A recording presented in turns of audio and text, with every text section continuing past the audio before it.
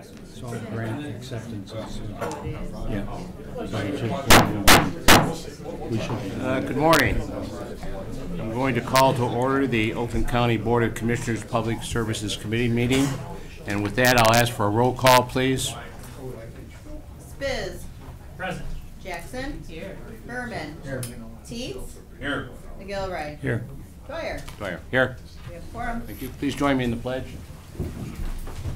I pledge allegiance to the flag of the United States of America and to the republic for which it stands, one nation, under God, indivisible, with liberty and justice for all. Thank you. Now I'll ask for a motion for the approval of the minutes from the October 3rd, 2017 meeting, moved by Commissioner Jackson, supported by Commissioner Spiz. Any changes, deletions? Seeing none, all in favor signify by saying aye. Aye. Opposed, same sign. Thank you. Now I'll ask for a motion for the approval of the agenda, moved by Commissioner Teets, supported by Commissioner McGilvray. Any discussion? Seeing none, all in favor signify by saying aye. Aye. Opposed, same sign. Thank you. Open up for public comments. Anyone from the public would like to make comments, please come forward. Seeing none, I'll close public comments and go to our regular agenda. Our first item is the 52nd 1 District Court Novi Fiscal Year 2018 Michigan Drug Court Grant Program Acceptance, and it's moved by Commissioner Berman, supported by Commissioner McGilvray. And we have as our presenters, please identify yourselves. Alexander Black, Court Administrator at 52-1 in Novi. Eric Knoll, Probation Supervisor, 52-1 District Court. Thank you. Good morning. Thank you so much for your time today. We're coming in to request the acceptance of our $100,000 award that we received from the State Court Administrator's Office. We want to continue our drug court program that has been ongoing now for several years. It's expanded. Fortunately, we've been able to save a lot more lives with this program, and thanks to Mr. Knoll, actually I want to publicly give him props. We've never received $100,000 before, and this will fund a full-time person as well as our graduation, some of our drug testing, and various other needs for the program. I'm sure you've seen a dramatic increase in the last year or two in overdoses. Oh, yes. Every day every weekend after we come in, we find out that another person has overdosed, and we've lost them off of our caseload. It's a drug epidemic out there now. Yep, it's devastating. Any questions from the committee members? You seeing none, roll call vote, please. Spiz. Yes. Jackson. Yes. Berman. Yes. Teets. Yes. McGilvray. Yes. Dwyer. Yes. Motion carries. Great. Thank you very much. Thank you. Our next item is the 52nd 2 District Court Division Clarkston Fiscal Year 2018 Michigan Drug Court Grant Program Acceptance, and this is moved by Commissioner Spiz, supported by Commissioner Jackson. And our presenters, please.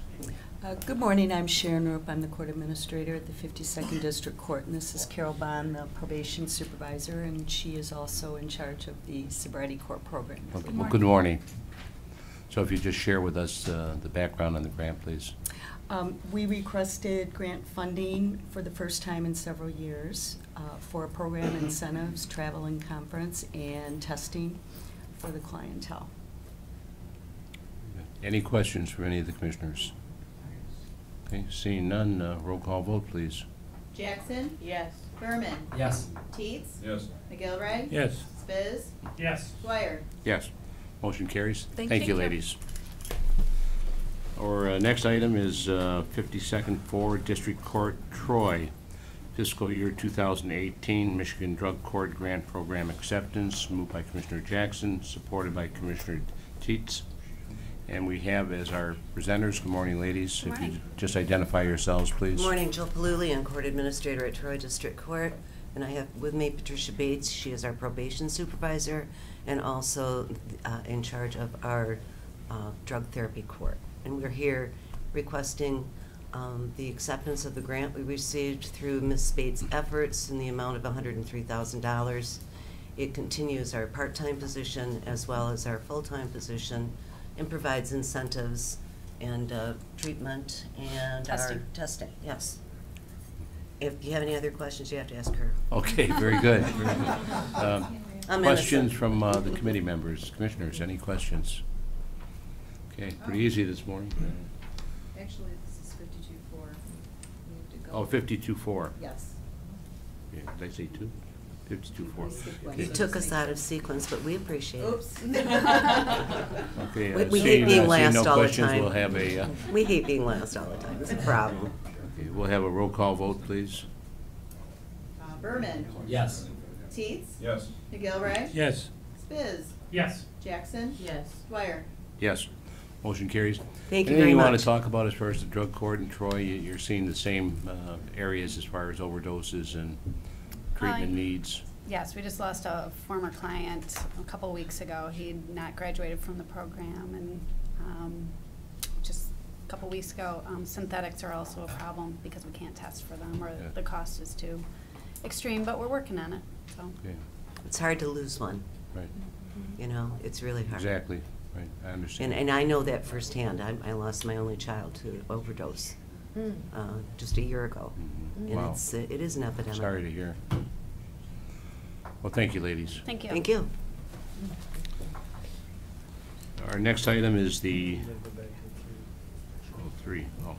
52nd-3 District Court, Rochester Hills, fiscal year 2018 Michigan Drug Court Grant Program Acceptance, and we have as our presenters, if you identify yourselves, please. Hello, my name is Tom Fuentes. I'm the Deputy Court Administrator for 52-3 in Rochester Hills.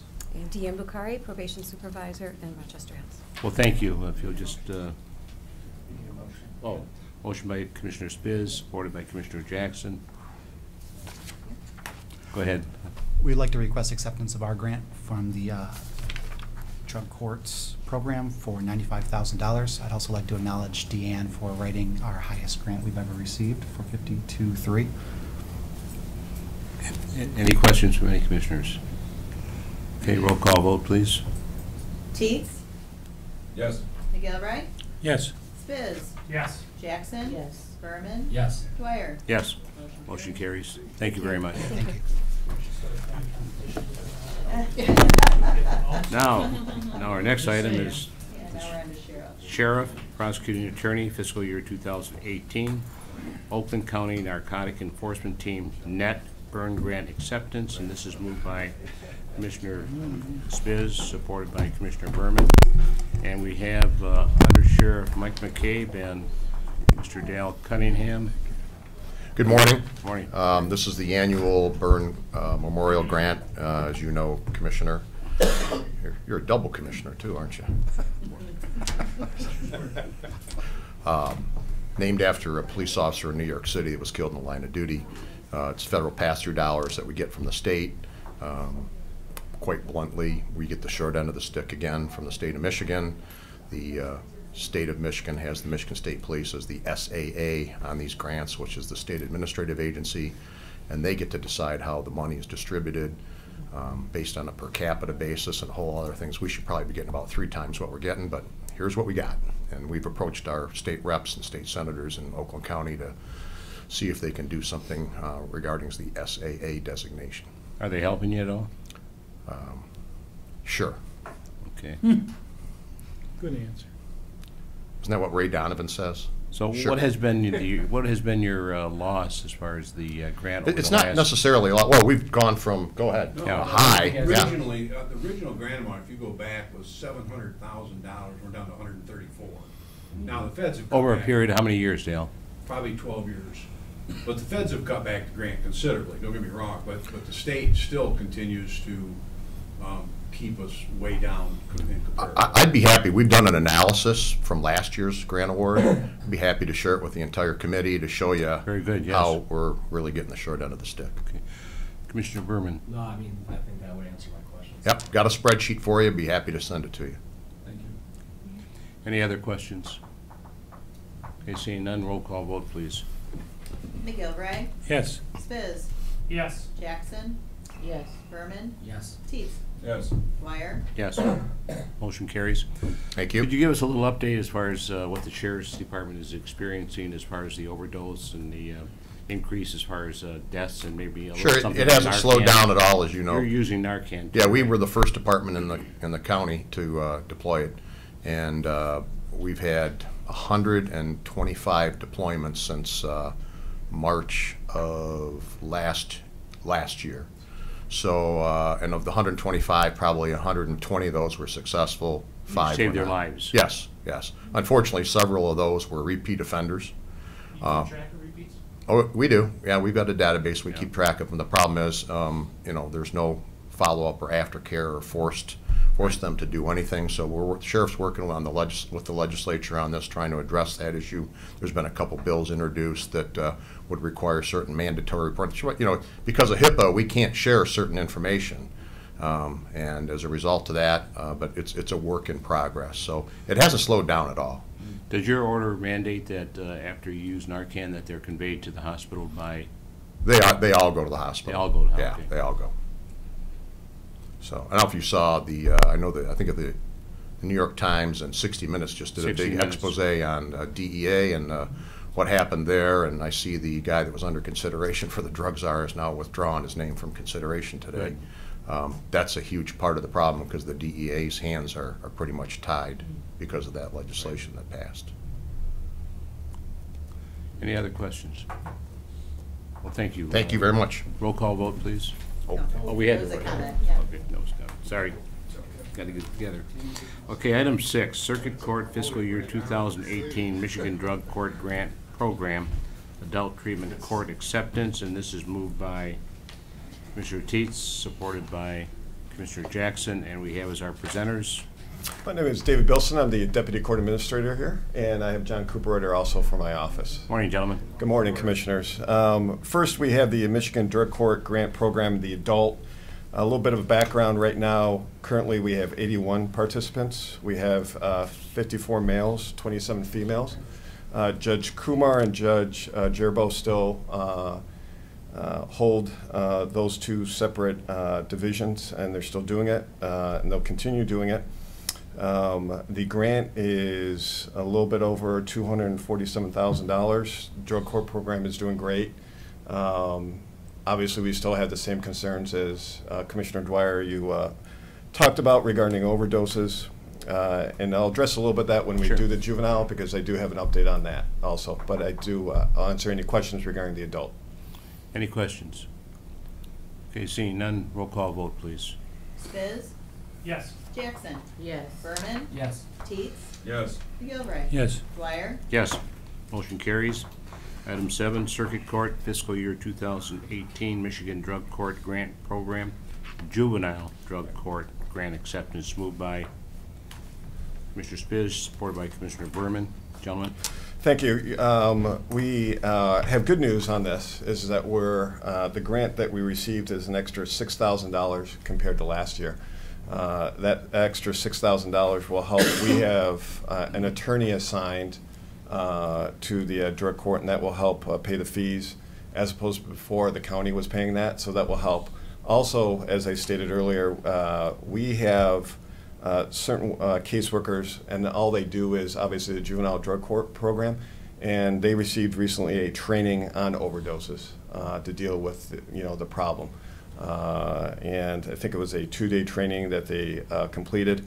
And I know from the feedback is that the training was very well received by our people. The total grant is $49,000. Judge Brennan still chairs the juvenile drug court program. She conducts that on Tuesday evenings, every other Tuesdays. And I'll answer any questions that you have. Commissioner Spiz. Sure. Generic question. Sure. You mentioned training, as did some of the previous individuals that requested approval for the grant. Do you guys all take the same training, or is there different training between the districts and the circuits? I would have to talk to my district court counterparts who just left, ran out of the building, but I assume it's the same training. It's Narcan, the same, obviously what the Sheriff's Department just talked about. We just thought it was necessary on our end. Take a step back. The juvenile drug court, those are all caseworkers, meaning county caseworkers who work through the juvenile drug court. The adult drug court, for the most part, I shouldn't say fully, are MDOC people that obviously we don't have control of, but we thought it was necessary for our people to be trained on that. The people that do the juvenile drug court, some of them do help out the adult court So they do have that, both of the training. And we cleared it just because if there are any other concerns with corporation counsel, things like that, just potentially for, I'm an attorney on the side also for litigation purposes, just in case something does go wrong and corporation counsel approved it along with risk management. We just thought it was necessary. But to specifically answer your training, I assume it's the same training, but I don't know that for a fact. All right, thanks. So I can, based on your answer, I can assume there's not really any collaboration between the districts and the circuit about training and setting all this up, say, hey, we're setting this up for this week. You guys are more welcome to come, or vice versa. Everybody's kind of doing their own. Correct. That would be correct. Thank you. Have you seen a dramatic increase, or I'm sure you've seen an increase as far as the treatment needs? Oh, absolutely. I mean, over the last, what, two years in particular, I mean, that's where we really identified we've got an epidemic as far as a drug problem in this area, in this country. Yes. I mean, the simple answer is yes. And I'm beyond just dealing with the drug court program, beyond addressing specifically juveniles who are not in the drug court program, absolutely. So we see a great need regarding treatment first. We have potentially, or not potentially, we have about 38 juvenile caseworkers who are obviously very well aware of the issue. And really the most important thing from my point of view is that the warning signs that it might be just a shoplifting charge, but why are they stealing and what that issue is. They might just be stealing an item of $100, $150, which would be, as you know, a retail fraud second, which would be a misdemeanor. But really, they're feeding their drug habit and going from there.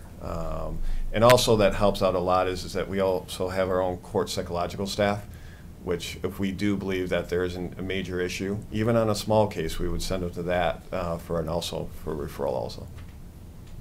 I think we're experiencing, based on my other job, I would say, in the area of retail frauds, as you pointed out, burglaries, home invasions, auto thefts, carjacking. Correct. I mean, it's happening on a daily basis. Yeah. One of the most common crimes that are increasing is that the crime of car hopping, which I know that you know what that means, is that juveniles who would go car to car that would be unlocked and literally just stealing the change in the car, or a cell phone that's left in there, an iPad, what they're looking for, and they're reselling it. Just again, to feed the drug habit. Thank you. Any other questions? Okay, roll call vote, please. Spiz? Yes. Jackson? Yes. Berman? Yes. Teets? Yes. McGilvray? Yes. Dwyer? Yes, motion carries. Last item is Circuit Court Fiscal Year 2018 Michigan Mental Health Drug Court Grant Program Acceptance, moved by Commissioner Jackson, supported by Commissioner Spiz. Gentlemen. Thank you very much. This, again, we asked to approve the grant a little bit above $75,000. This mental health grant aids us in the adult drug court program to treat people who have a dual problem. One is the drug problem, and obviously the second problem would be a mental health illness. Again, this is led by Judge Gerbo and Judge Kumar, but again, obviously based on your experience as commissioners, you're probably familiar that the mental health programming outside of the courts is a little bit lacking.